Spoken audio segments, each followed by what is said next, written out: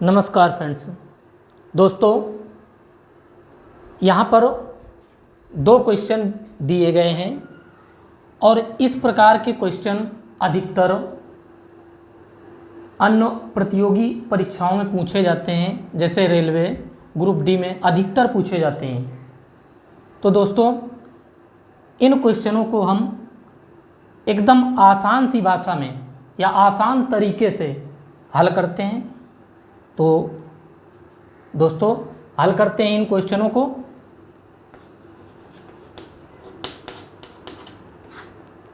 पहले देखते हैं क्वेश्चन नंबर फर्स्ट क्या कह रहा है। 3 कुर्सी 2 मेज का दाम 700 रुपये है। 3 कुर्सियों और 2 मेज़ों का दाम जो है वो 700 रुपये है और 5 कुर्सी 3 मेज़ों की कीमत 1100 रुपये है। तो 2 कुर्सी और 3 मेज़ों की कीमत ज्ञात कीजिए। यहाँ पर दोस्तों मान लेते हैं, हमें दोस्तों ये पता नहीं है कि एक कुर्सी की कीमत कितनी है कि एक मेज की कीमत कितनी है। तो क्या करते हैं, यहाँ पर हम मान लेते हैं कि एक कुर्सी की कीमत तो x रुपये और एक मेज की कीमत जो है वो y रुपये।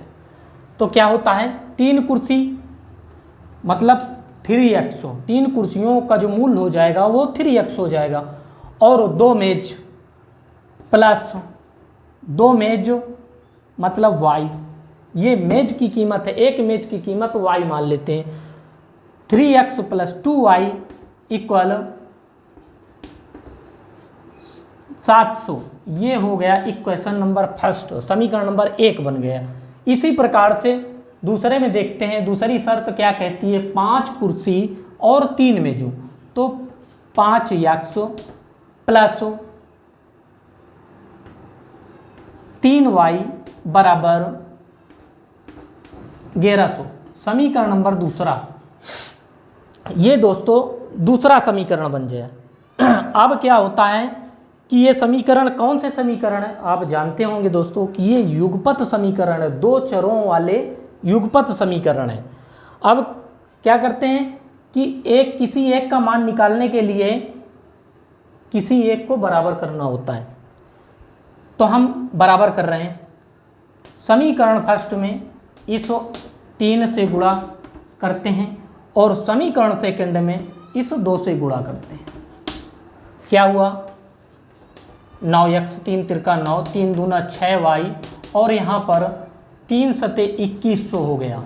समीकरण नंबर इसको तीसरा डाल देते हैं। इसको क्या करते हैं, 2 से 2 पंचे 10x और यहाँ पर 2 तिरका 6y और 11 दूना 2200। यहाँ पर हो गया समीकरण नंबर 4। अब जिस पद को हमने बराबर किया है उसको देखते हैं कि वो दोनों धनात्मक हैं या ऋणात्मक हैं। अगर दोनों धनात्मक हैं तो समीकरणों को क्या करते हैं कि घटाने पर, अगर दोनों ऋणात्मक है तब भी करते हैं घटाने पर, अगर विपरीत चिन्ह में एक धनात्मक और एक ऋणात्मक तो फिर जोड़ने पर करते हैं।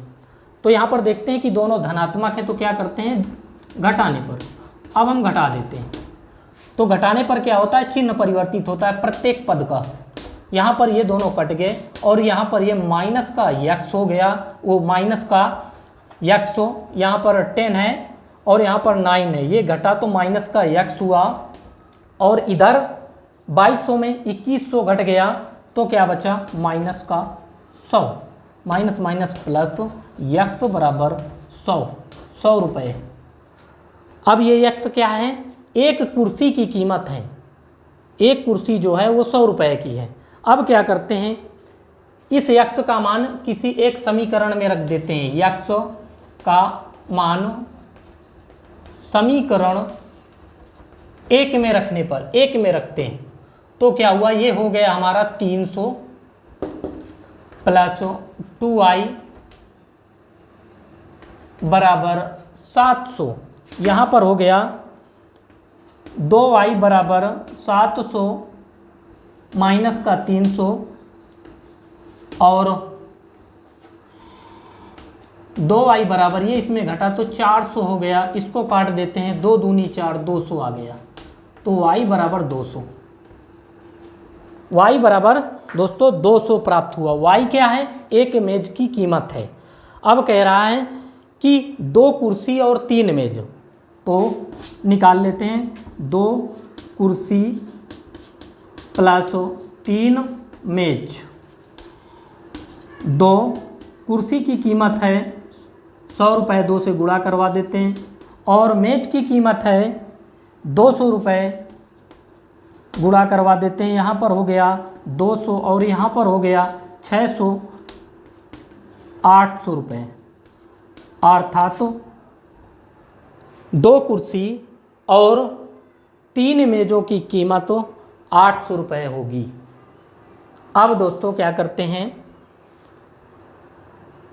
क्वेश्चन नंबर दूसरे को देखते हैं। क्वेश्चन नंबर दूसरा क्या कहता है? 12 पेंसिल और 9 कलम का मूल्य 339 रुपये है, तो 4 पेंसिल और 3 कलम का मूल्य ज्ञात कीजिए। यहाँ पर दोस्तों पहले वाले क्वेश्चन में 2 समीकरण सीधे बन रहे थे, इसमें एक समीकरण तो पूरा हो रहा है परंतु दूसरा समीकरण पूरा नहीं हो रहा है। चलो देखते हैं दोस्तों किस प्रकार से इसको निकालते हैं।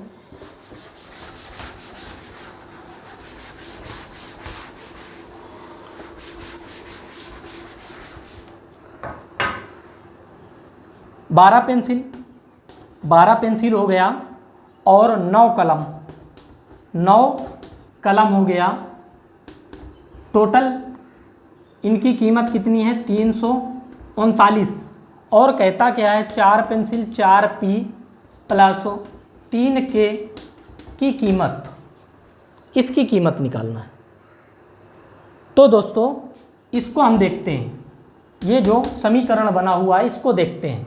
क्या देखते हैं? इसमें कुछ कॉमन समझ में आ रहा है। जो कॉमन है उसको हम बाहर निकाल लेते हैं। क्या कॉमन है? 3 कॉमन है। 3 कॉमन निकालते हैं तो क्या बचा? 4p, यहाँ पर क्या बचा? 3 तिरका 9, 3k और यहाँ पर हो गया 339।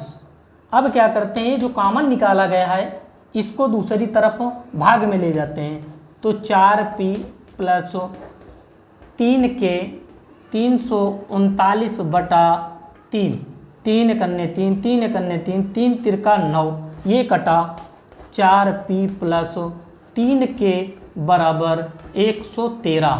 यही इसका मान निकल आया। क्या पूछ रहा था कि 4 पेंसिल और 3 कलम का मूल्य, 4 पेंसिल और 3 कलम का मूल्य इस प्रकार से आसानी से प्राप्त कर लेते हैं। दोस्तों फिर मिलते हैं नेक्स्ट क्लास में, तब तक के लिए जय हिंद।